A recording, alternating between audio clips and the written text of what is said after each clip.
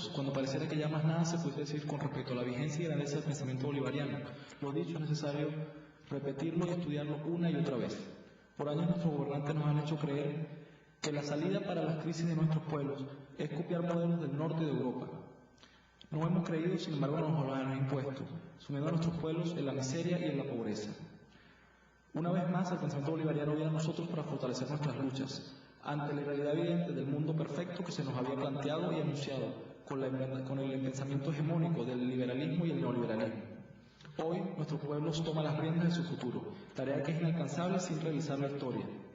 El fracaso de todos los sistemas nos obliga a conocer nuestras raíces para ver en qué hemos fallado y cómo podemos construir de aquí en adelante. La lucha de ayer es la misma lucha de hoy. Los actores no han cambiado mucho y es por ello que la experiencia es muy valiosa. La identidad y la independencia constituyeron para el Libertador principios de la unidad indivisible que lo llevó a encabezar la mayor lucha emancipadora de la historia de Latinoamérica, así como un pensamiento independentista sin precedentes. El estudio continuo de la historia debe ser la tarea de todo revolucionario, sin embargo es una de las que más postergamos producto del dinamismo político. Nuestro esfuerzo no busca más que mostrar algunas de las ideas centrales de lo que fue el pensamiento del gran hombre de América Latina, sin duda alguna Simón Bolívar. Las condiciones de vida, algunos discursos en momentos históricos nos plantearon sus ideas de justicia y libertad. Bolívar fue desde niño testarudo y rebelde. Nació el 24 de julio de 1783 y ya llevaba 2 siglos de ilustre vida caraqueña. Su abuelo fue un importante hombre de la Capitanía General, su padre un notabilísimo propietario. A los 3 años Bolívar queda huérfano de padre, sin embargo no tenía nada que temer, pues contaba con muchas plantaciones de cacao, caña e índigo, miles de esclavos, 4 casas en Caracas, 9 en La Guaira, fincas, ranchos, minas y 2 trapiches azucareros. Proveniente de familias de blancos criollos, Bolívar muere en la más absoluta pobreza en la ciudad de Santa Marta.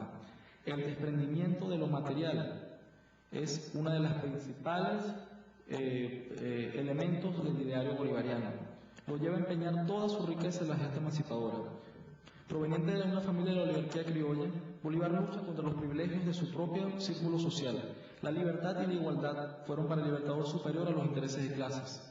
El rechazo a utilizar el posicionamiento político para elevar el nivel de vida dentro de la sociedad, como personas lejos de elevar el nivel de la sociedad, era para el Libertador una cuestión sumamente indigna. Rechazó concebir el poder para el enriquecimiento personal. Es así como nos planteó la necesidad de dar la lucha contra la corrupción desde adentro de las filas revolucionarias. Nos dijo, la corrupción de los pueblos nace de la indulgencia de los tribunales y de la impunidad de los delitos. También nos planteó otras cosas con respecto al abuso de poder, lo que en aquellos momentos fue la tiranía de las armas, cuando jefes militares utilizaban su poder de fuego para someter a sus conciudadanos. Bolívar estaba muy claro de su papel como militar y como ciudadano. Sin la disciplina militar, la Constitución de la República no hubiese sido posible. Es así como nos planteó. Un soldado feliz no adquiere ningún derecho para mandar a su patria. No es árbitro de las leyes ni del gobierno. Es el defensor de la libertad. Hoy por hoy, cuando nuestro pueblo se encuentra materializando el precepto de la democracia participativa y protagónica y adquiere un creciente papel en la defensa de nuestra patria, materializando el precepto de la defensa integral de la nación, el ejemplo del Libertador nos llega y nos llena de enseñanza para demostrarnos que el bien común está por encima del beneficio individual y que el empleo de la fuerza se limita al ejercicio de la libertad y la materialización de la soberanía y la construcción y defensa de nuestra independencia. Son justamente estos 2 últimos conceptos pilares de la ideología bolivariana. La independencia, como la absoluta determinación de los pueblos latinoamericanos que deben ser libres de toda dominación extranjera, para el Libertador eran innegociables. Es así como a los 22 años de edad, Bolívar nos plantea volviéndose hacia Simón Rodríguez en el Monte Sagro de Roma con los ojos húmedos y palpitante el pecho. Juro delante de usted, juro por el Dios de mis padres, juro por ellos, juro por mi honor y juro por la patria, que no daré descanso a mi brazo ni reposo a mi alma hasta que no haya roto las cadenas que nos oprimen por voluntad del yugo español.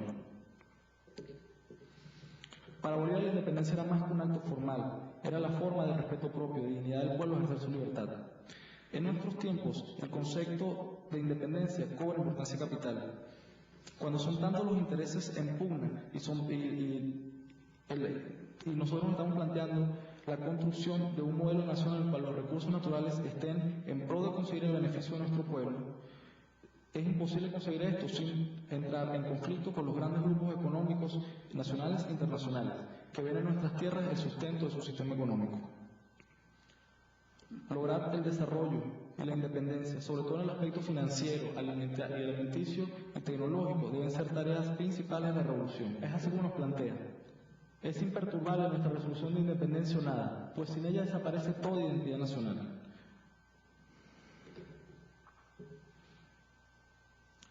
Ahora bien, si nosotros nos estamos planteando la independencia del pueblo, entra otro concepto en juego, que es el concepto de la soberanía popular. Si ya nos hemos logrado librar de cualquier tiranía externa, ahora debemos librarnos y subyugar cualquier tiranía interna. Es así como Bolívar nos dice, la soberanía del pueblo es la única autoridad legítima de las naciones. Bolívar luchó por transferir poder de los privilegiados al pueblo. Su profunda creencia en el sistema democrático es lo que lo llevó a realizar varios congresos. Su inclinación por los procesos eleccionarios era conocida para revertir institucionalmente la liberación de las naciones. Es así como nos plantea. No hay autoridad superior a las leyes que el pueblo se dicta a sí mismo. También comentó, solo la democracia en mi concepto es susceptible a una absoluta libertad. En el discurso inaugural del llamado Congreso de Angostura es donde Bolívar nos plantea con mayor brillantez sus ideas políticas, democráticas y republicanas. El discurso de Angostura es considerado una síntesis magistral del ideario bolivariano, con sentencias esclarecedoras, pensamientos políticos y máximas morales. En el discurso de apertura dice así: Señor, dichoso el ciudadano que bajo el escudo de las armas de su mando ha convocado a la soberanía nacional para que ejerza su voluntad absoluta. Después de filosofar con respecto a las condiciones favorables del proceso federativo norteamericano, Bolívar nos dice: pero sea lo que fuere de este gobierno con respecto a la nación americana, debo decir que ni remotamente ha entrado en mi idea asimilar la situación y naturaleza de los estados como el inglés y el americano español. No sería muy difícil aplicar a España el Código de Libertad Política, Civil y Religiosa de Inglaterra, pues aún es más difícil adaptar a Venezuela las leyes de Norteamérica. Después de hablar y filosofar sobre la gente que decía que las leyes debían estar adecuadas a los pueblos a los que eran aplicados, Bolívar nos dice: he aquí el código que deberíamos consultar y no el de Washington. Esto nos plantea otra idea del ideario bolivariano, que no era más que mirar hacia adentro, es otra de las cuestiones que estamos construyendo con el cambio de paradigma del proceso revolucionario. Otro concepto que Bolívar nos planteó y defendió en el discurso de Angostura fue el concepto de la integración racial. Nos dice: tengamos presente que nuestro pueblo no es el europeo ni el americano del norte, que más bien es un compuesto de África y América, que una emanación de Europa, pues que hasta la España misma deja de ser europea por su sangre africana, por sus instituciones, por su carácter. Es imposible asignar con propiedad a qué familia humana pertenecemos. La diversidad étnica no se debe traducir en privilegios, así lo concibió el Libertador. Por otro lado, Bolívar vio la necesidad de la defensa de los pueblos indígenas como una tarea prioritaria para asumir el gobierno. Es así como en 1820 plantea devolver las tierras a los naturales. Su clamor unitario también se hizo escuchar cuando dice: para sacar de este caos a nuestra naciente república, todas nuestras facultades morales no serían bastantes, si no fundimos la masa del pueblo en un todo, la composición del gobierno en un todo. Unidad, unidad, unidad debe ser nuestra divisa. La sangre de nuestros ciudadanos es diferente. Mezclémoslas para unirla. Nuestra Constitución ha dividido los poderes. Enlacémoslos para unirnos. ¿Qué mejor pensamiento nos puede traer Bolívar en esta época cuando lo principal es la unidad? Unidad de la diversidad. Unidad a pesar de las diferencias ideológicas para seguir adelante en el proceso de construcción. La concepción histórica y concreta de la libertad no escapó. Es así como Bolívar nos plantea que teorías abstractas carecen de sujeto y no han sido comprobadas en la práctica. Son las que producen la perniciosa idea de una libertad ilimitada. Esto no es otra cosa que lo que nosotros planteamos con el concepto de libertad con responsabilidad social, la responsabilidad social que hemos defendido y que seguiremos defendiendo. Por otro lado, la lucha revolucionaria le enseñó al Libertador que no es posible la emancipación sin una lucha contra la explotación del hombre por el hombre. Es así cuando nos habla de la esclavitud y nos dice: yo abandono a vuestra soberana decisión la reforma o la revocación de todos mis estatutos o decretos, pero yo imploro la confirmación de la libertad absoluta de los esclavos, como imploraría mi vida y la vida de la República. La educación popular no podía quedar fuera de las enseñanzas del Libertador. Bolívar llegó a comentar que primero era la educación, porque sin educación no podía haber justicia, ya que el conocimiento de los derechos inherentes al hombre debían ser transmitidos a través de la educación para ser ejercidos después por la justicia.